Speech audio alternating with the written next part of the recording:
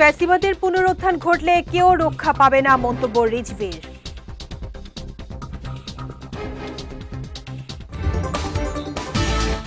সাংবাদিকদের দায়িত্ব পালনে বাধা মোকাবেলায় সরকার জিরো টলারেন্স জানালেন তথ্যমন্ত্রী। এবং বিচারের নামে অবিচার ও দীর্ঘসূত্রিতায় দেশে অপরাধ বাড়ছে, মন্তব্য বিরোধী দলীয় নেতার।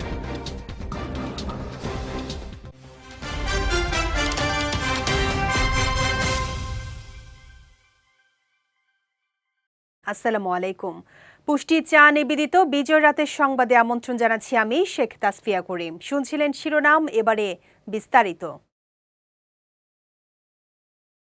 কোনো ছিদ্রপথে দেশে ফ্যাসিবাদের পুনরুত্থান ঘটলে কেউ রক্ষা পাবেন না বলে কঠোর হুঁশিয়ারি দিয়েছেন বিএনপির সিনিয়র যুগ্ম মহাসচিব রুহুল কবির রিজভী আহমেদ।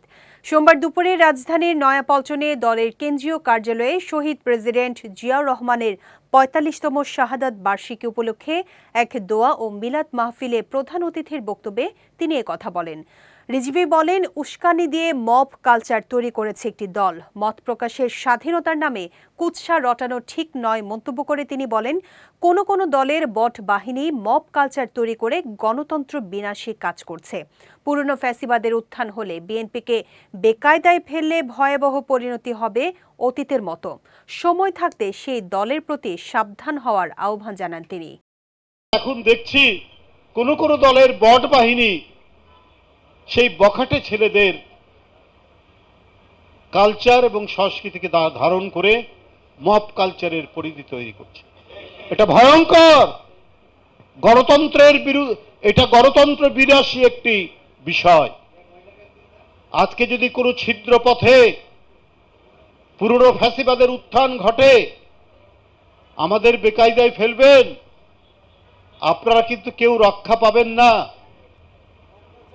দেশের স্বাধীনতা সার্বভৌমত্ব তো যাবেই, গণতন্ত্র তো গোরস্থানে চলে যাবে। তারপরের কি ভয়াবহ পরিণতি হয় সেটা আপনারা টের পাবেন। তো সুতরাং সময় থাকতে সাবধান হওয়া সবচেয়ে ভালো।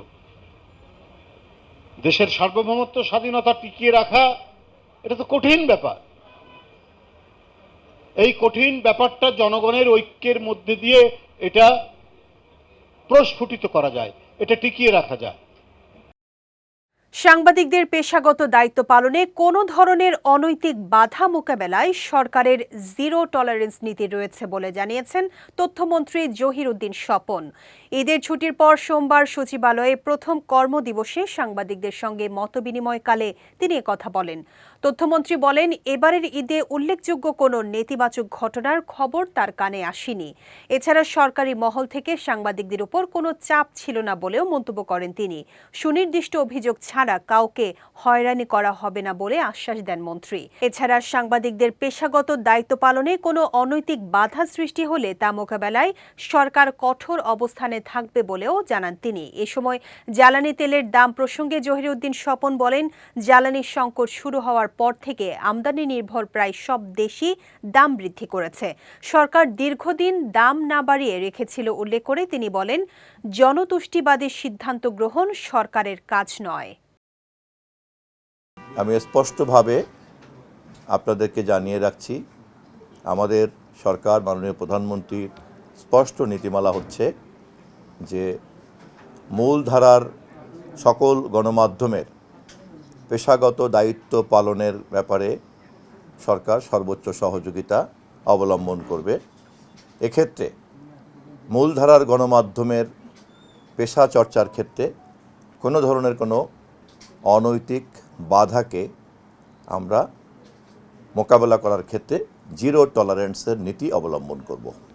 গণমাধ্যমের কাজই হচ্ছে সব কিছুকে জনগণের সামনে ট্রান্সপারেন্ট করে তুলে ধরা, এবং সেই কাজ করার ক্ষেত্রে সহযোগিতা করাই হচ্ছে রাষ্ট্র এবং সমাজের সকলের দায়িত্ব।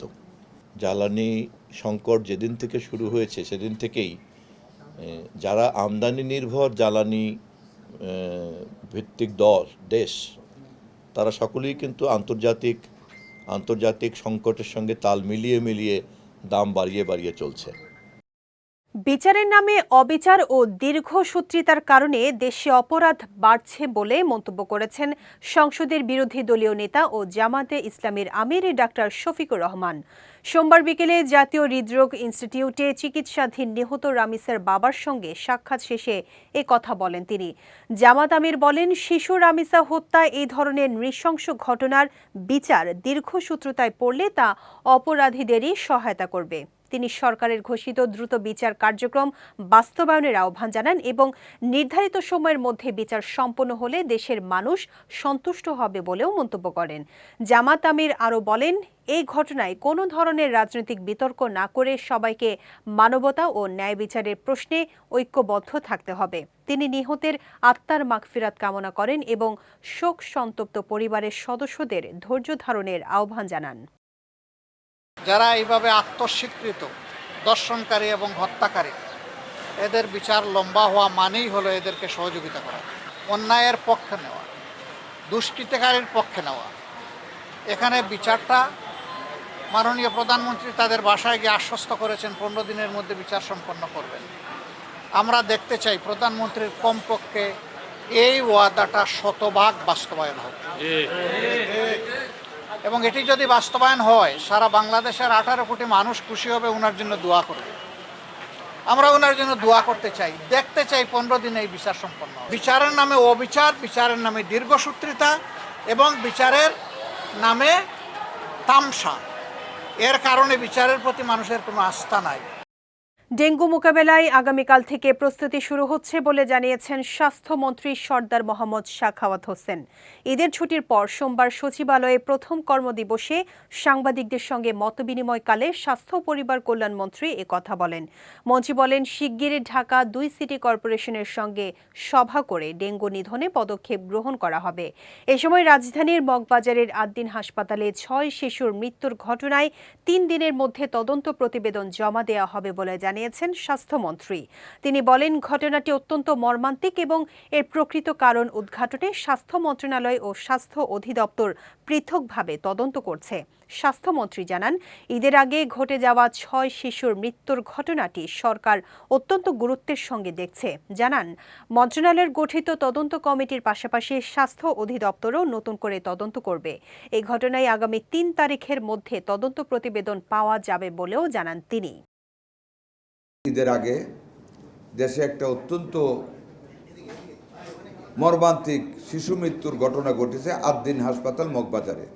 আমাদের মন্ত্রণালয়ের পক্ষ থেকে একটি তদন্ত কমিটি হয়েছে, তারাও দেখেছেন। 3 দিনের ভিতরে প্রতিবেদন দেওয়ার কথা ছিল, কিন্তু প্রতিবেদনটি আরও গতিশীল হওয়ার জন্য, আরও প্র্যাকটিক্যাল হওয়ার জন্য ওই বাচ্চাদের মায়েদের সাথে কথা বলা প্রয়োজন। এবং যেহেতু বন্ধ ছিল, এটা আমাদের ডিজি মহোদয়ের পক্ষ থেকে আইনানুগভাবে একটি তদন্ত কমিটি হওয়া বাঞ্ছনীয়। ঈদের ছুটির কারণে সেটি উনি করতে পারেননি। উনি একটি তদন্ত কমিটি করবেন, তদন্ত হবে।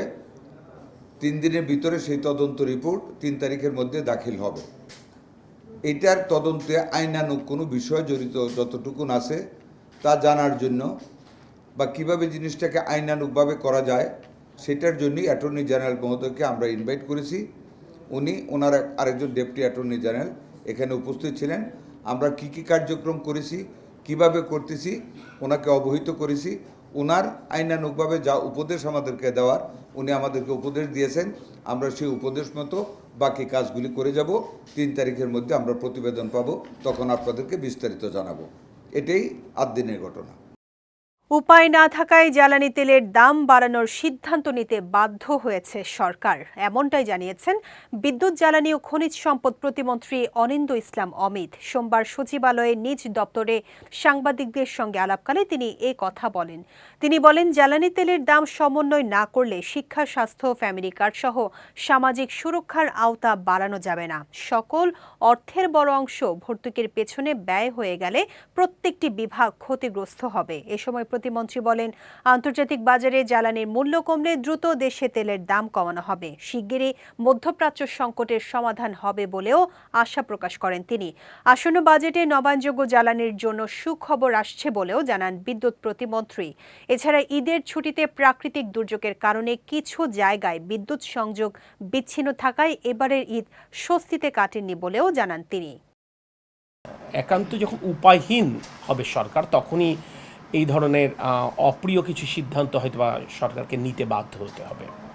তো মিডল ইস্টের ক্রাইসিসের কারণে এই ধরনের বাস্তবতা এসেছে এবং মূল যে ব্যাপারটা, যেটাতে মূল আমাদের কনজামশন অর্থাৎ ডিজেল প্রায় 66%, এইটাকে কিন্তু এটার পেছনেই সবচেয়ে বেশি ভর্তুকি সরকারকে দেওয়া লাগে, কিন্তু তারপরে কিন্তু এটা আনটাচড।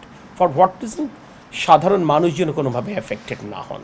আন্তর্জাতিক বাজারে জ্বালানি তেলের মূল্য কমে আসে, আপনি নিশ্চিত থাকতে পারেন, যেহেতু এটা নির্বাচিত সরকার, জনগণের প্রতি আমাদের একটি দায়বদ্ধতা রয়েছে, সেই দায়বদ্ধতার জায়গা থেকে জনগণের কষ্ট লাঘবের জন্য আমরা তড়িৎ সিদ্ধান্ত ইনশাল্লাহ গ্রহণ। স্বাস্থ্য খাতে বাজেট বরাদ্দ বাড়াতে চাই আমরা, বলছি শিক্ষা খাতে আমরা বাজেট বরাদ্দ করতে চাই, আমরা যে অসচ্ছল পরিবারগুলোকে আমরা ফ্যামিলি কার্ড দিতে চাই, আমরা যে কৃষকদেরকে ফার্মার্স কার্ডের আওতায় আনতে চাই।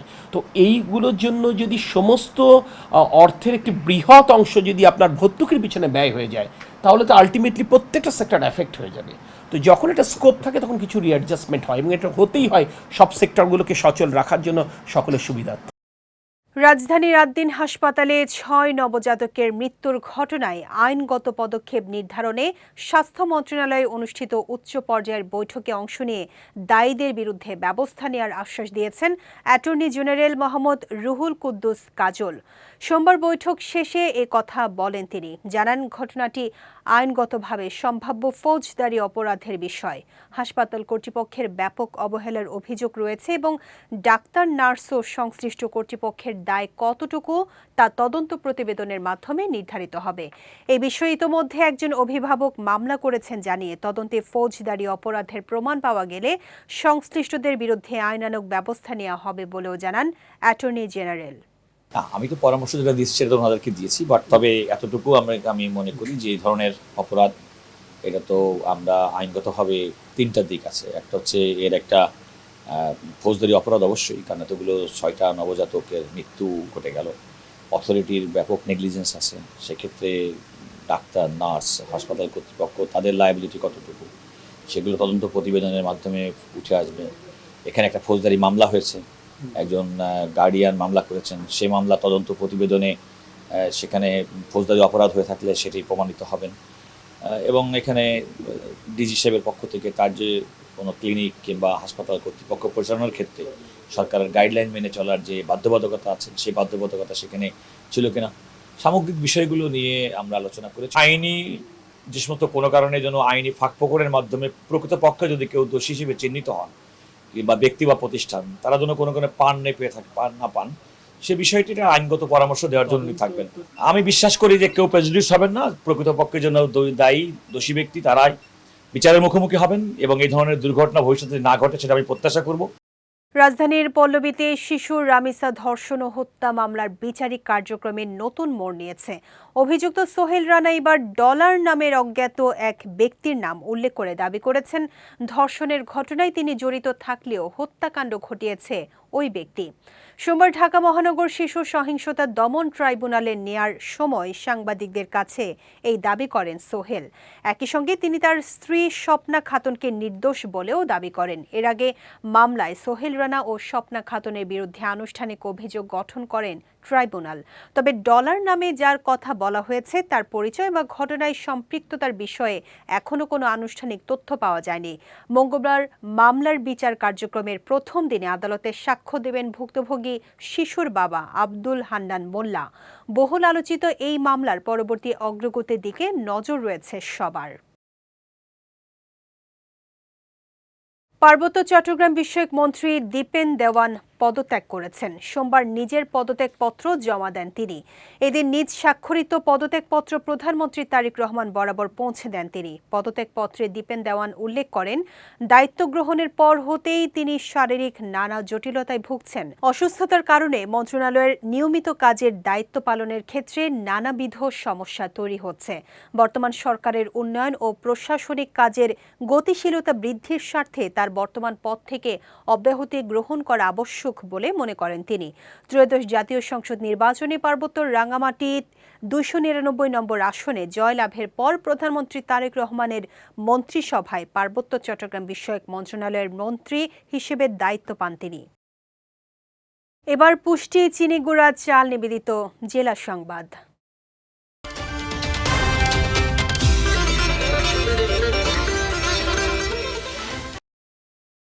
সারা দেশের মতো গাইবান্ধার সাদুল্লাপুরে ঈদের ছুটি শেষে আবারও শুরু হয়েছে সরকারি ও বেসরকারি দপ্তরের স্বাভাবিক কার্যক্রম। সোমবার উপজেলা প্রশাসনের বিভিন্ন কার্যালয়ে কর্মকর্তা কর্মচারীদের উপস্থিতিতে ফিরে এসেছে কর্মচাঞ্চল্য। উপজেলা নির্বাহী কর্মকর্তার কার্যালয় সহ বিভিন্ন সরকারি বেসরকারি দপ্তরে ব্যাংক, বিমা, পল্লী বিদ্যুৎ অফিস সহ উপজেলার স্বাস্থ্য কমপ্লেক্সগুলোতে নিয়মিত কার্যক্রম পরিচালিত হতে দেখা যায়। উপজেলা নির্বাহী কর্মকর্তা মাহমুদুল হাসান জানান, সেবা গ্রহীতাদের ভোগান্তি কমাতে কর্মকর্তা কর্মচারীরা নতুন উদ্যমে দায়িত্ব পালন করছেন। জনসেবা নিশ্চিত করতে প্রশাসনের বিভিন্ন দপ্তর স্বাভাবিক কার্যক্রম অব্যাহত রেখেছে বলেও জানান তিনি।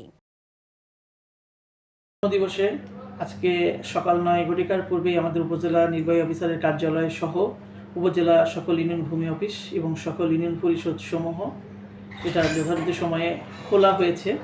একই সঙ্গে সকালে 9টার পূর্বে আমি সহ আমার দপ্তরে যারা অন্যান্য কর্মচারী আছে তারা উপস্থিত হয়েছে। হওয়ার পরে শুরুতেই আমরা আসলে একত্রে ঈদ শুভেচ্ছা বিনিময় করেছি। এরপরে আমাদের পর্যায়ক্রমে এখন পর্যন্ত বিভিন্ন সময়ে এই উপজেলার যারা সেবাগ্রহীতা আছেন, সেবাগ্রহীতারা তাদের বিভিন্ন সেবার বিষয় নিয়ে, প্রত্যাশার বিষয় নিয়ে আমাদের এখানে আসছেন এবং তাদের সঙ্গে সেবা প্রদান করা হচ্ছে এবং তাদের বিভিন্ন সমস্যা শোনা এবং সমাধান দাপ্তরিক কার্যক্রম যথাযথভাবে পালন করা হচ্ছে এবং যথাযথভাবে চলমান রয়েছে। ঢাকা বরিশাল মহাসড়কের গৌর নদীতে পিকআপ ভ্যানকে ধাক্কা দিয়ে বাস নিয়ন্ত্রণ হারিয়ে রাস্তার পাশে পড়ে গেছে। এতে নারী, পুরুষ ও শিশুসহ কমপক্ষে 14 জন আহত হয়েছে। গৌরনদী ফায়ার সার্ভিসের স্টেশন অফিসার মোহাম্মদ মিজানুর রহমান জানিয়েছেন, সোমবার ভোরে মহাসড়কের আশুকাঠি নামক এলাকায় বরিশালগামী বাসটি একটি পিকআপ ভ্যানকে ধাক্কা দিয়ে নিয়ন্ত্রণ হারিয়ে রাস্তার পাশে পড়ে যায়। পরে ফায়ার সার্ভিসের 2টি ইউনিট ঘটনাস্থলে পৌঁছে আহতদের উদ্ধার করে উপজেলা স্বাস্থ্য কমপ্লেক্সে পাঠায়। এ বিষয়ে গৌরনদী হাইওয়ে থানার ভারপ্রাপ্ত কর্মকর্তা মোহাম্মদ মহসিন জানিয়েছেন, দুর্ঘটনা কবলিত 2টি গাড়ি জব্দ করা হয়েছে। এই ঘটনায় আইনগত ব্যবস্থা প্রক্রিয়াধীন রয়েছে বলেও জানান তিনি। কুমিল্লার 14 গ্রামে পৃথক এলাকায় 6 ঘন্টার ব্যবধানে পানিতে ডুবে 3 শিশুর মৃত্যু হয়েছে। সোমবার 14 গ্রাম উপজেলা স্বাস্থ্য ও পরিবার পরিকল্পনা কর্মকর্তা ডাক্তার রশিদ আহমেদ চৌধুরী তোফায়েল জানান, পৃথক ঘটনায় পানিতে ডুবে যাওয়া 3 শিশুকে হাসপাতালে আনা হলে চিকিৎসক তাদের মৃত ঘোষণা করেন। তিনি আরও জানান, অধিকাংশ ক্ষেত্রে অসাবধানতা ও পর্যাপ্ত তদারকির অভাবে এই ধরনের দুর্ঘটনা ঘটে। শিশুদের নিরাপত্তায় অভিভাবকদের আরও সচেতন হওয়ার আহ্বান জানান তিনি। ব্রাহ্মণবাড়িয়ার আশুগঞ্জে গাঁজাসহ 3 মাদক কারবারিকে গ্রেফতার করেছে পুলিশ। এ সময় মাদক পরিবহনে ব্যবহৃত একটি প্রাইভেট কারও জব্দ করা হয়। সোমবার গোপন সংবাদের ভিত্তিতে আশুগঞ্জ টোল প্লাজা এলাকায় অভিযান চালায় আশুগঞ্জ থানা পুলিশ।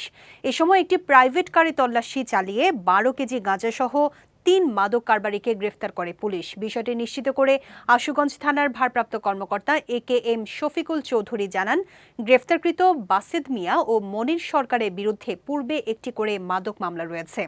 পরে উদ্ধারকৃত মালামাল জব্দ করে আশুগঞ্জ থানায় সংশ্লিষ্টদের বিরুদ্ধে আইনগত ব্যবস্থা গ্রহণের প্রক্রিয়া চলমান রয়েছে। ভোলার চর ফ্যাশন উপজেলার সামরাজ মাছ ঘাটে মেঘনা নদীতে অভিযান চালিয়ে ট্রলিং জালসহ একটি অবৈধ আর্টিসোনাল ট্রলিং বোট জব্দ করেছে কোস্টগার্ড। রবিবার গোপন সংবাদের ভিত্তিতে কোস্টগার্ড আউটপোস্ট চর মানিকা এই অভিযান পরিচালনা করে। অভিযানকালে প্রায় 1,50,000 টাকা মূল্যের 3টি ট্রলিং জাল এবং একটি অবৈধ আর্টিসোনাল ট্রলিং বোট জব্দ করা হয়। কোস্টগার্ড জানায় জব্দকৃত জাল ও বোটের বিরুদ্ধে পরবর্তী আইনানুগ ব্যবস্থা গ্রহণ প্রক্রিয়াধীন রয়েছে। এবার পুষ্টি নিবেদিত আন্তর্জাতিক প্রসঙ্গ।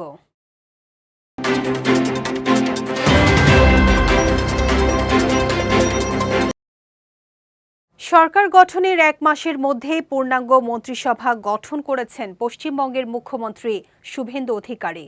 সোমবার লোকভবনে আয়োজিত অনুষ্ঠানে শুভেন্দু অধিকারীর উপস্থিতিতে রাজ্যপাল RN রবি 35 জন নতুন মন্ত্রীকে শপথ বাক্য পাঠ করান। নতুনদের মধ্যে 13 জন পূর্ণমন্ত্রী, 3 জন স্বাধীন দায়িত্বপ্রাপ্ত মন্ত্রী এবং 19 জন প্রতিমন্ত্রী রয়েছেন। এর ফলে বিজেপি সরকারের মন্ত্রিসভার মোট সদস্য সংখ্যা দাঁড়িয়েছে 41 জনে। এর আগে সরকার গঠনের সময় শুভেন্দু সহ 6 জন মন্ত্রী শপথ নিয়েছিলেন, তবে নতুন মন্ত্রীদের দপ্তর এখনো বণ্টন করা হয়নি। এর মধ্য দিয়ে পশ্চিমবঙ্গে বিজেপি সরকারের প্রশাসনিক কাঠামো আরও পূর্ণতা পেল। যুক্তরাষ্ট্র ও ইরানের পাল্টাপাল্টি হামলার প্রভাবে আন্তর্জাতিক বাজারে উল্লেখযোগ্যভাবে বেড়েছে তেলের দাম। বার্তা সংস্থা আনাদোলু এজেন্সি বলছে, সোমবার ব্রেন্ট ক্রুড তেলের দাম ব্যারেল প্রতি $93.89 পৌঁছায়, যা আগের দিনের তুলনায় প্রায় 2.9% বেশি। একই সময়ে ওয়েস্ট টেক্সাস ইন্টারমিডিয়েট অপরিশোধিত তেলের দাম বেড়ে দাঁড়িয়েছে ব্যারেল প্রতি $90.19। এদিকে যুক্তরাষ্ট্রের সেন্টকম জানিয়েছে, ইরান যুক্তরাষ্ট্রের পাল্টাপাল্টি এই হামলায় গুরুত্বপূর্ণ জ্বালানি উৎপাদন ও পরিবহন অঞ্চলে ছড়িয়ে পড়ার আশঙ্কা তৈরি হয়েছে। পাশাপাশি লেবাননে ইসরায়েল হিজবুল্লাহ সংঘর্ষ অব্যাহত থাকায় বৈশ্বিক জ্বালানি বাজারে উদ্বেগ আরও বেড়েছে। যাচ্ছি পুষ্টি ড্রিঙ্কিং ওয়াটার নিবেদিত খেলার সংবাদে।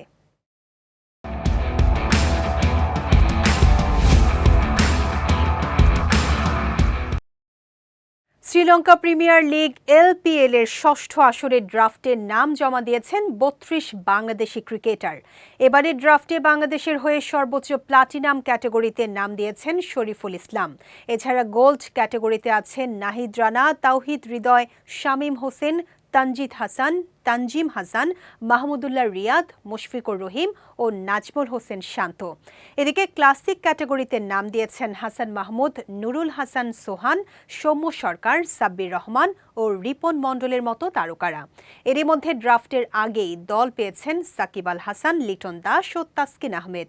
আগামী 17 জুলাই শুরু হবে টুর্নামেন্টের ষষ্ঠ আসর, যার পর্দা নামবে 8 আগস্ট। বিশ্বকাপের মহাযজ্ঞ শুরু হওয়ার আগে নিজেদের শক্তি ও রণকৌশল ঝালিয়ে নিতে প্রস্তুতি ম্যাচে মাঠে নেমে বড় জয় পেয়েছে 5 বারের বিশ্ব চ্যাম্পিয়ন ব্রাজিল। স্থানীয় সময় সোমবার রিও ডি জেনেইরোর ঐতিহাসিক মারাকানা স্টেডিয়ামে অনুষ্ঠিত আন্তর্জাতিক প্রীতি ম্যাচে পানামার মুখোমুখি হয়েছিল কার্লো আনচেলত্তির শিষ্যরা। এই ম্যাচে পানামাকে 6-2 ব্যবধানে বিধ্বস্ত করেছে তারা। বিশ্বকাপের মূল আসর শুরুর ঠিক আগ মুহূর্তে সেলেসাওদের এমন দাপুটে ও বড় জয় দলের আত্মবিশ্বাস যেমন বহুগুণ বাড়িয়ে দিল, তেমনি প্রতিপক্ষ দলগুলোর জন্য এক প্রকার বড় সতর্কবার্তা দিয়ে রাখল। পানামার বিপক্ষে এই ম্যাচের পর আগামী 7 জুন মিশরের মুখোমুখি হবে ব্রাজিল। এরপরে শুরু হবে আসল মিশন। আগামী 14 জুন সি গ্রুপে থাকা মরক্কোর বিপক্ষে ম্যাচ দিয়ে বিশ্বকাপ যাত্রা শুরু হবে ব্রাজিলের। 20 জুন দ্বিতীয় ম্যাচে হাইতি এবং 25 জুন গ্রুপ পর্বের শেষ ম্যাচে স্কটল্যান্ডের মুখোমুখি হবে সেলেসাওরা। পুষ্টি চা নিবেদিত বিজয় রাতের সংবাদ শেষ করার আগে শিরোনামগুলো দেখে নিচ্ছি আরও একবার।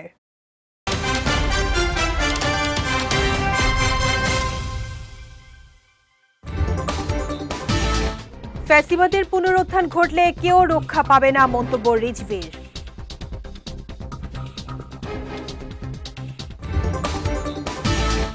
সাংবাদিকদের দায়িত্ব পালনে বাধা মোকাবেলায় সরকার জিরো টলারেন্স জানালেন তথ্যমন্ত্রী। এবং বিচারের নামে অবিচার ও দীর্ঘসূত্রিতায় দেশে অপরাধ বাড়ছে, মন্তব্য বিরোধী দলীয় নেতার।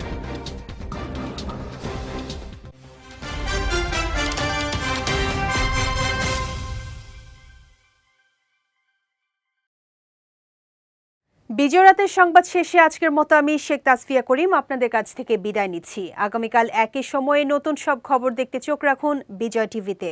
এছাড়া আজকের বিজয় রাতের সংবাদের ভিডিও দেখতে পারেন আমাদের ইউটিউব এবং ফেসবুক পেজে। আমাদের ইউটিউব হলো youtube.com/বিজয় টিভি অফিসিয়াল এবং আমাদের ফেসবুক পেজ হলো facebook.com/বিজয় টিভি লিমিটেড।